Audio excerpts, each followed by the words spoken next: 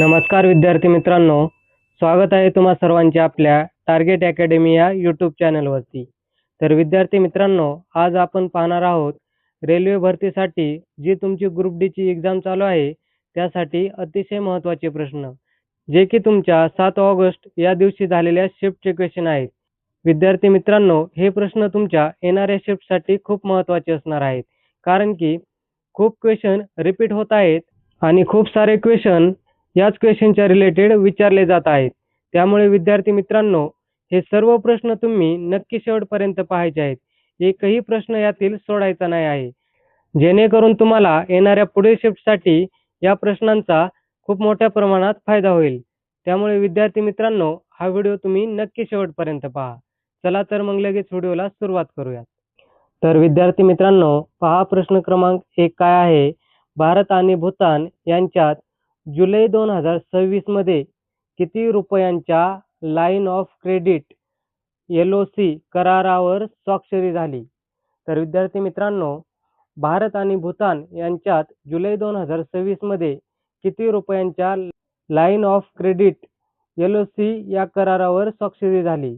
तर विद्यार्थी मित्रांनो, या प्रश्नाचं योग्य उत्तर हे ऑप्शन क्रमांक सी आहे, म्हणजेच 4000 कोटी. तर ऑप्शन क्रमांक सी या प्रश्नाचं योग्य उत्तर राहील. विद्यार्थी मित्रांनो, आपण जे प्रश्न घेत आहोत ते तुमच्या येणाऱ्या शिफ्टसाठी अतिशय महत्त्वाचे असणार आहेत.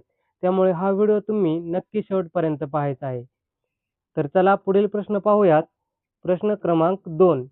जुलै 2026 मध्ये कॉमनवेल्थ गेम्समध्ये पुरुषांच्या लाँग जंपमध्ये रौप्य पदक कोणत्या भारतीय खेळाडूने जिंकले आहे? तर विद्यार्थी मित्रांनो, या प्रश्नाचं योग्य उत्तर हे ऑप्शन क्रमांक बी आहे, म्हणजेच जुलै 2026 मध्ये कॉमनवेल्थ गेम्समध्ये पुरुषांच्या लाँग जंपमध्ये मुरली श्रीशंकर यांनी रौप्य पदक हे जिंकलेले आहेत आणि ते भारतीय खेळाडू आहेत. तर पुढील प्रश्न पाहूयात विद्यार्थी मित्रांनो. तर पुढील प्रश्न आहे प्रश्न क्रमांक 3. भारतीय अंतराळ संशोधन संस्थेचे म्हणजेच इस्रोचे मुख्यालय कोठे आहे? तर विद्यार्थी मित्रांनो, या प्रश्नाचं योग्य उत्तर हे ऑप्शन क्रमांक सी आहे, म्हणजेच भारतीय अंतराळ संशोधन संस्थेचे म्हणजेच इस्रोचे मुख्यालय हे बेंगळुरू या ठिकाणी आहे. हे या ठिकाणी लक्षात घ्यायचं आहे. तर पुढील प्रश्न पाहूयात. प्रश्न क्रमांक 4. मानवी शरीरात रक्तातील ऑक्सिजन वाहून नेण्याचे प्रमुख कार्य कोण करते? तर विद्यार्थी मित्रांनो, या प्रश्नाचं योग्य उत्तर हे ऑप्शन क्रमांक बी आहे, म्हणजेच हिमोग्लोबिन. तर मानवी शरीरात रक्तातील ऑक्सिजन वाहून नेण्याचे प्रमुख कार्य हे हिमोग्लोबिन करतो. तर पुढील प्रश्न पाहूयात. पुढील प्रश्न आहे विद्यार्थी मित्रांनो, प्रश्न क्रमांक 5. पेशीतील ऊर्जा निर्मितीचे प्रमुख केंद्र कोणते आहे? तर विद्यार्थी मित्रांनो, या प्रश्नाचं योग्य उत्तर हे ऑप्शन क्रमांक सी आहे, म्हणजेच मायटोकॉन्ड्रिया. काय आहे? मायटोकॉन्ड्रिया. तर पेशीतील ऊर्जा निर्मितीचे प्रमुख केंद्र कोणते? तर मायटोकॉन्ड्रिया हे या प्रश्नाचं योग्य उत्तर आहे. तर पुढील प्रश्न पाहूयात. प्रश्न क्रमांक सी. भारतात 5G सेवा सुरू करण्यासाठी कोणत्या तंत्रज्ञानाचा वापर केला जातो? तर विद्यार्थी मित्रांनो, या प्रश्नाचं योग्य उत्तर हे ऑप्शन क्रमांक बी आहे, म्हणजेच 5G NR. काय आहे? 5G NR. म्हणजेच भारतात 5G सेवा सुरू करण्यासाठी 5G NR या तंत्रज्ञानाचा वापर केला जातो. तर पुढील प्रश्न पाहूयात. तर पुढील प्रश्न आहे प्रश्न क्रमांक 7. भारताच्या राज्यघटनेतील मूलभूत कर्तव्य कोणत्या घटनादुरुस्तीने समाविष्ट करण्यात आली आहेत? तर विद्यार्थी मित्रांनो, या प्रश्नाचं योग्य उत्तर हे ऑप्शन क्रमांक ए आहे. तर पहा, भारताच्या राज्यघटनेतील जे मूलभूत कर्तव्य आहेत ते 42वी घटनादुरुस्तीने समाविष्ट करण्यात आलेले आहेत. हे या ठिकाणी लक्षात घ्यायचं आहे. तर पुढील प्रश्न आहे प्रश्न क्रमांक 8. प्रकाश संश्लेषण प्रक्रियेत वनस्पती वातावरणातून कोणता वायू घेतात? तर विद्यार्थी मित्रांनो, या प्रश्नाचं योग्य उत्तर हे ऑप्शन क्रमांक सी आहे, म्हणजेच कार्बन डायऑक्साईड. काय आहे? Carbon dioxide. म्हणजेच प्रकाश संश्लेषण प्रक्रियेत वनस्पती वातावरणातून कार्बन डायऑक्साईड हा वायू घेतात. तर पुढील प्रश्न पाहूयात. तर पुढील प्रश्न आहे प्रश्न क्रमांक 9. भारतातील चलन जारी करण्याचा अधिकार मुख्यतः कोणत्या संस्थेकडे आहे?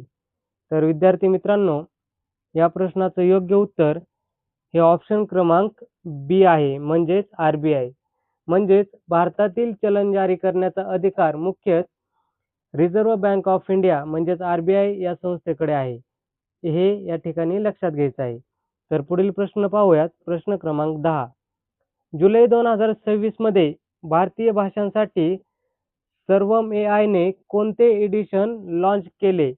तर विद्यार्थी मित्रांनो, या प्रश्नाचं योग्य उत्तर हे ऑप्शन क्रमांक बी आहे, म्हणजेच इपोच बिल्डर एडिशन. कोणते आहे? Epoch builder addition. जुलै 2026 मध्ये भारतीय भाषांसाठी सर्वम AI ने इपोच बिल्डर एडिशन हे एडिशन लॉन्च केलेले आहे.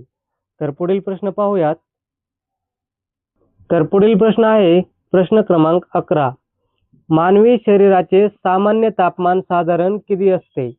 तर विद्यार्थी मित्रांनो, या प्रश्नाचं योग्य उत्तर हे ऑप्शन क्रमांक बी आहे, म्हणजेच 37 डिग्री सेल्सिअस. म्हणजेच मानवी शरीराचे सामान्य तापमान साधारण हे 37 डिग्री सेल्सिअस इतके असते. तर पुढील प्रश्न पाहूयात. प्रश्न क्रमांक 12. भारतीय राज्यघटनेतील कलम 148 कोणाशी संबंधित आहे? तर विद्यार्थी मित्रांनो, या प्रश्नाचं योग्य उत्तर हे ऑप्शन क्रमांक सी आहे, म्हणजेच नियंत्रक व महालेखा परीक्षक. कोण? नियंत्रक व महालेखा परीक्षक. भारतीय राज्यघटनेतील कलम 148 हे नियंत्रक व महालेखा परीक्षक यांच्याशी संबंधित आहे. तर पुढील प्रश्न पाहूयात. पुढील प्रश्न आहे प्रश्न क्रमांक 13. भारतातील सर्वात मोठी नदी प्रणाली कोणती आहे?